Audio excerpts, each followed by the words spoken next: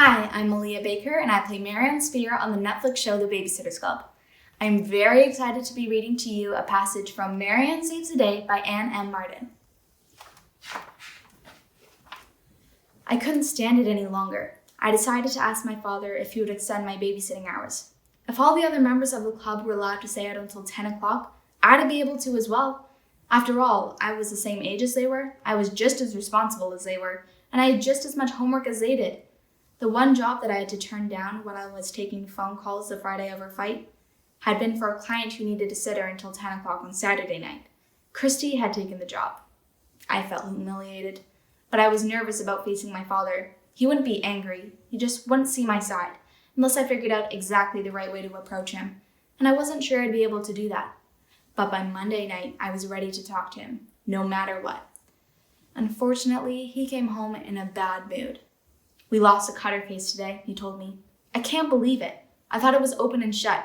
The jury was highly unreasonable." I nodded. "Dad, honestly, sometimes people can be so unfair." "No, not unfair. Unthinking.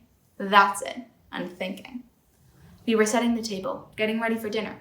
"Dad," I said again, "can you imagine letting someone go who so clearly was guilty of grand larceny?" I shook my head. "I guess not."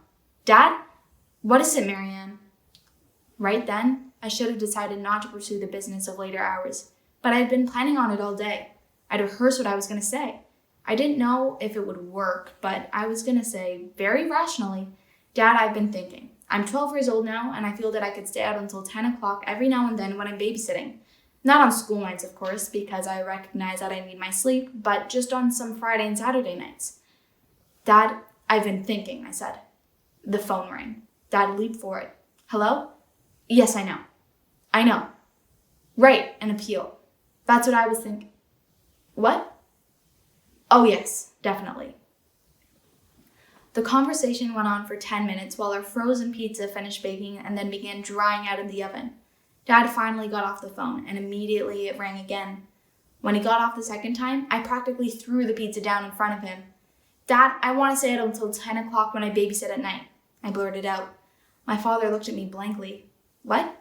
"Oh, Marianne, no. I'm afraid that's out of the question." "But Dad, everyone else gets to." "I'm sure not everyone does. You can't possibly be the only 6th grader who has to be in by 9 or 9:30. Dad, I'm in 7th grade, and I am the only member of the Babysitter's Club who can't stay out until 10. You treat me like a baby. But look at me. I'm halfway through 7th grade. In a year and a half, I'll be starting high school." For a moment, my father looked taken aback. Then a change came over his face. He rubbed his hands over his eyes tiredly. At last he said softly, "It's not easy for a father to raise a daughter alone. I've had to be both a father and a mother. On top of that, I'm not home much. I'm doing the best I can. But what Christy and Claudia and Stacy and their parents do is not our concern." "That's not fair. Don't you think Mrs. Thomas is a good mother? Don't you think Mimi and the Kishis care about Claudia?"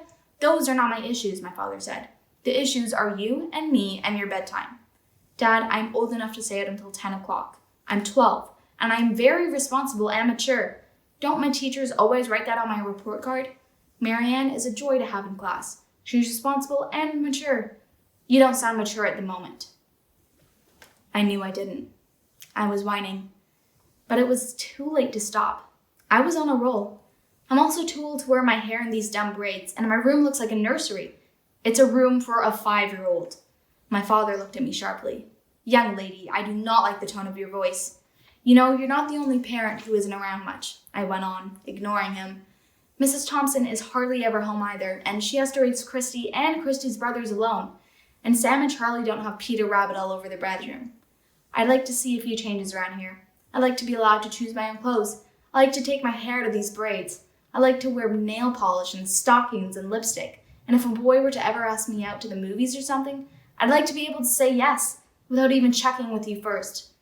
You know what? Sometimes you don't seem like my father to me. You seem like my jailer." It was that exact moment that I knew I'd gone too far. Sure enough, my father turned his back on me, then in the calmest voice imaginable, he said, "Marianne, the subject is closed.